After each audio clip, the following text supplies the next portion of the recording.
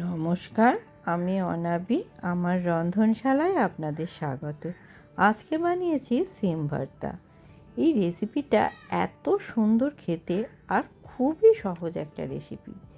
এই একটা রেসিপি দিয়েই আপনার এক থালা গরম ভাত খাওয়া হয়ে যাবে। তাহলে চলুন এই দুর্দান্ত রেসিপিটা শুরু করা যাক। প্রথমে আমি এখানে কিছু শিম ভালো করে ধুয়ে শিরগুলো ছাড়িয়ে নিয়ে হাফ হাফ করে কেটে নিয়েছি।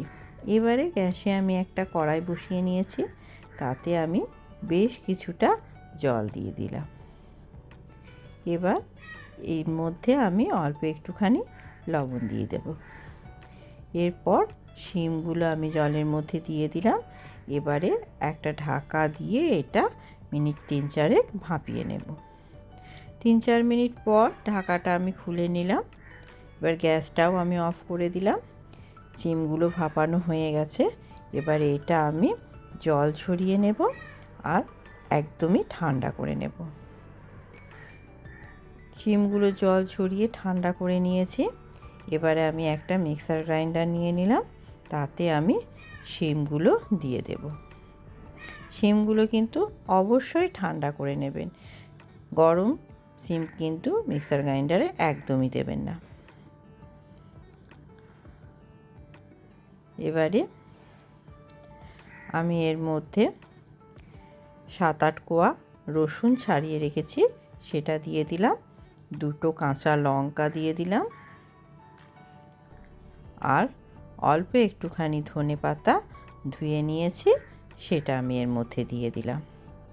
এবারে আমি এটা ঢাকা দিয়ে এটা বেটে একটা বেশ মিহি পেস্ট তৈরি করে নেব। দেখুন শিমটা আমার বাটা হয়ে গেছে। এবারে গ্যাসে আমি কড়াই চাপিয়ে নিলাম, তাতে আমি কিছুটা সর্ষের তেল দিয়ে দিলাম। খুব বেশি না, অল্প একটু তেল দিলেই হবে। এবারে তেলটা গরম হয়ে গেলে আমি এর মধ্যে অল্প একটুখানি কালো জিরে আর একটা শুকনো লঙ্কা ফোড়নে দিয়ে দিলাম। এটা একটু ভাজা হয়ে গেলে আমি এর মধ্যে যে শিমটা বেটে রেখেছিলাম সেটা আমি এর মধ্যে দিয়ে দিচ্ছি।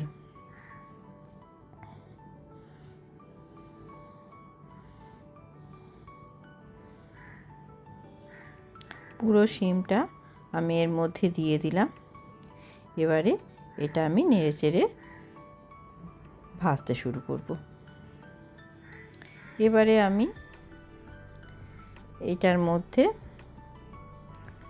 অল্প একটুখানি হলুদ দিয়ে দেব আর অল্প একটুখানি লবণ দিয়ে দেব। পুরোটাকে ভালোভাবে মিশিয়ে নিচ্ছে। এবারে এটা আমি নাড়াচাড়া করে করে ভাজতে থাকবো। শিমের মধ্যে যে জলটা আছে সেটা শুকিয়ে যাওয়া পর্যন্ত ভাজতে হবে, কারণ শিম তো সিদ্ধ হয়েই আছে। এবারে বেশ নাড়াচাড়া করে করে এটাকে আমি ভাজবো। এরকম ভাজতে ভাজতে দেখবে শিমের কালারটা আস্তে আস্তে চেঞ্জ হয়ে যাবে আর কড়াই থেকে শিমটা ছেড়েও আসবে। তখনই বুঝবেন এটা ভাজা হয়ে গেছে।